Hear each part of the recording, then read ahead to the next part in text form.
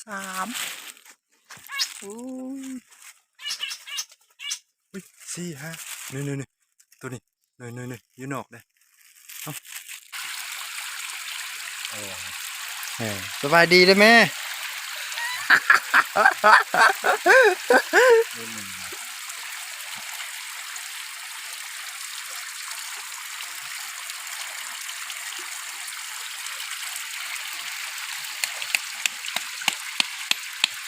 วิธีใส่ตังตัวนกใช่ดีไหมเฮ้ยเข้ากล้องมาได้นะเฮ็ดอะไรก็บ่เป็น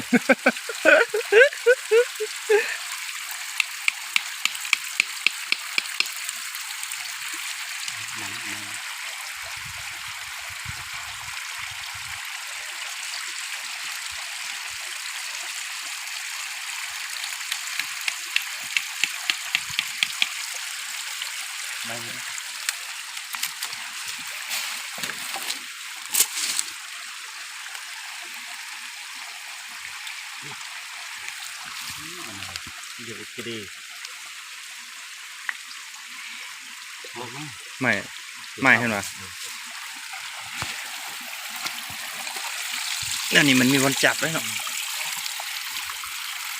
มันอะไร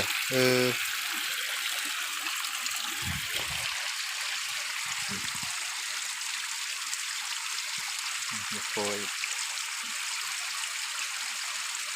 อธิบายได้ไหม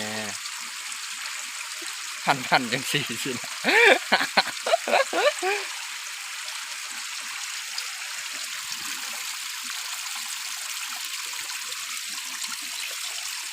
นี่รุ่นดีสุดเลยโอ้ติดหน้ากูซะ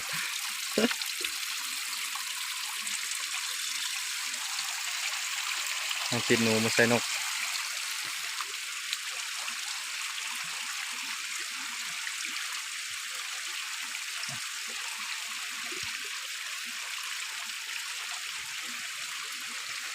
มาลุ้นไปนำกันเด้อว่ามันกี่ทึกบ่เนาะ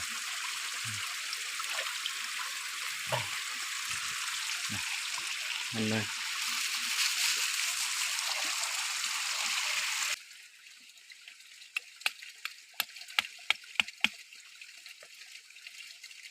วิธีใส่ตังติดนก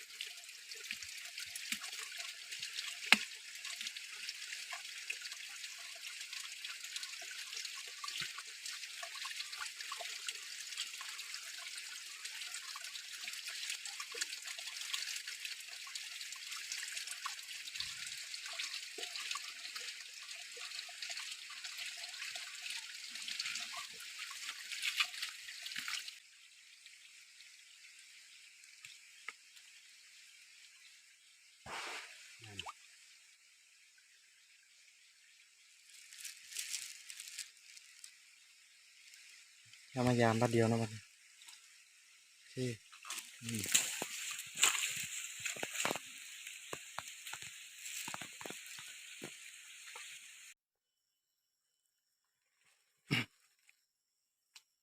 มายามตังมันเนี่ยนะ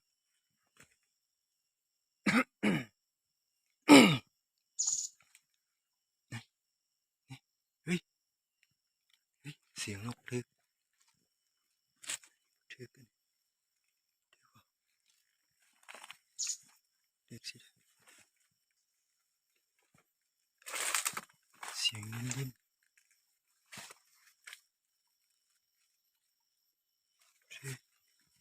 เฮ้ยทึกอุ้ยนี่ตัวหนึ่งหลุดละอุ้ยโดน โดนอุ้ยสองอันเนี่ยโอ้หลุดตัวหนึ่งหลุดตัวหนึ่งที่สองอุ้ยอุ้ยอุ้ยอุ้ยอุ้ยนี่สามตัวอืมงามเลยอุ้ยอุ้ยอุ้ยเอากันเอ้ยเอ้ยงามผลงามอืมอืมงามเลยสามตัวไหนเดี๋ยวเพิ่งกันต่อไปอันนั้นโอ้นกปลากระลายนี่เสียงนกเอาเสียงโอ้นกนกนะกระลาอุ้ยถือกว่าอุ้ยถือแพะอุ้ยถือแพะถือแพะ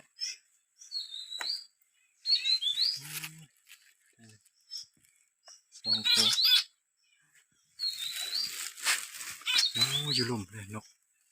เห็นนกวะนะบินมากระลาย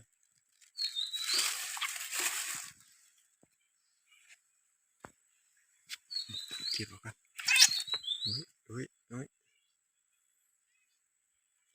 โอ้นกมากระลายไหมนกคนบอกนกบอก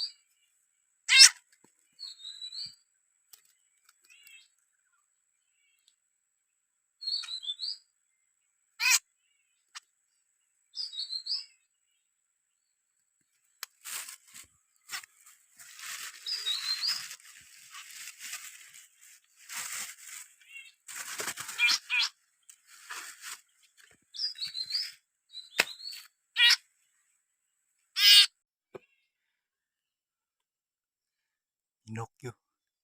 จุดที่สองอันนี้วันที่สองแล้วเสือนี่นี่มินิมินิเฮ้ยมีนกมีนกเฮ้ยไอ้เพื่อนมาชี้เชือกว่ะอุ้ยอุ้ยนกยังมีนกมีนกอุ้ยถึกแท้ๆอุ้ยมีถึกมีตัวมีตัว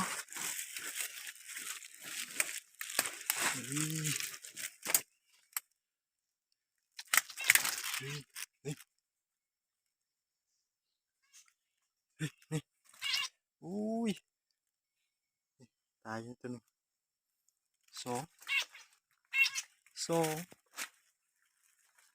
สามอุ้ยอุ้ยสี่ห้านี่นี่นี่ตัวนี้นี่นี่นี่อยู่นอกเลยเอาเอาจะได้เอาเฮ้ย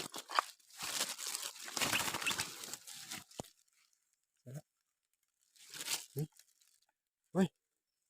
มันหลุดตัวนี้หลุดว้าถึกหลายแท้อุ้ย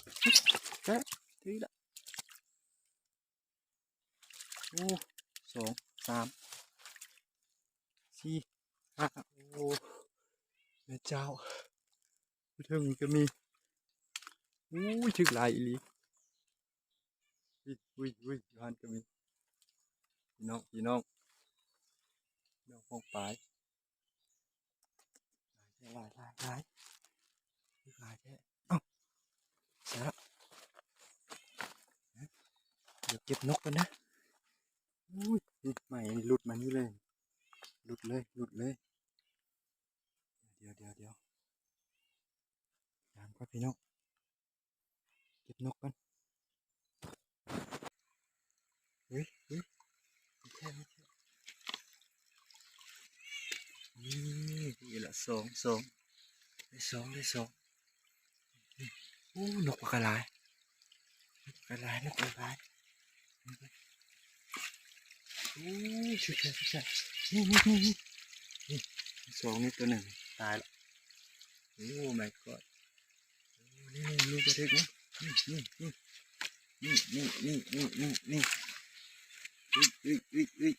่ตัวนี้เก็บก่อนยันหนี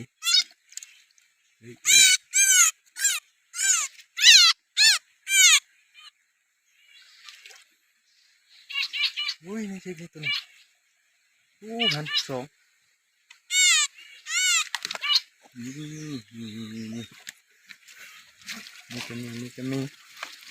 โอ้ยสบายเลยโอ้ยสองตัวอะไรนะอันเก็บก่อนเก็บ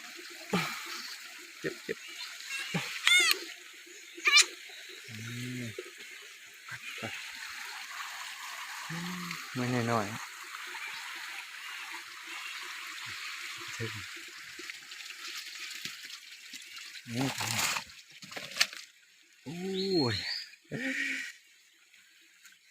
พยายามหอบสองหอบนี้ได้ประมาณ6-7 ตัวไปเบิ่งมือนี้เราจะได้หลายใช่ไหม2 ตัวยังไม่ได้เอาตัว1 2 3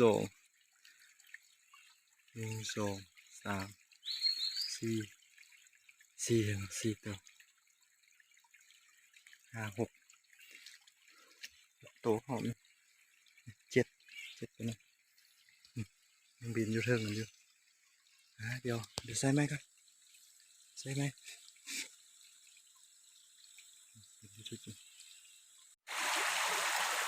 พยายามตังหอบที่3มันก็ยามแล้วเมื่อกี้ใช่ปะ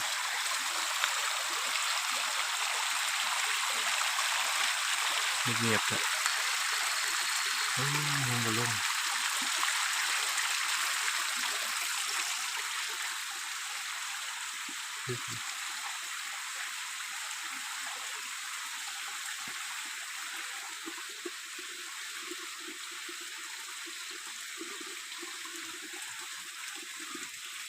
นั่งสิลง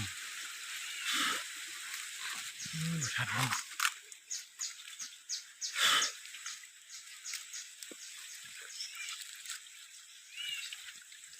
แป๊บเดียวมีตัวเลยนกอะไรนะอะไรนู่นลืมเห็นตัวนึงถึงหันตัวนึง2 ตัว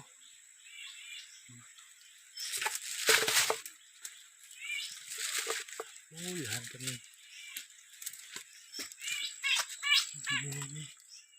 ได้3 ตัวหอมนี่นะ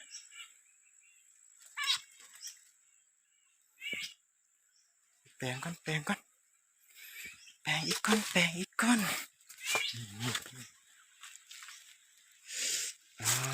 ตัวแล้วนั่นแหละ ผลงานนกได้อีกตัว86ตัว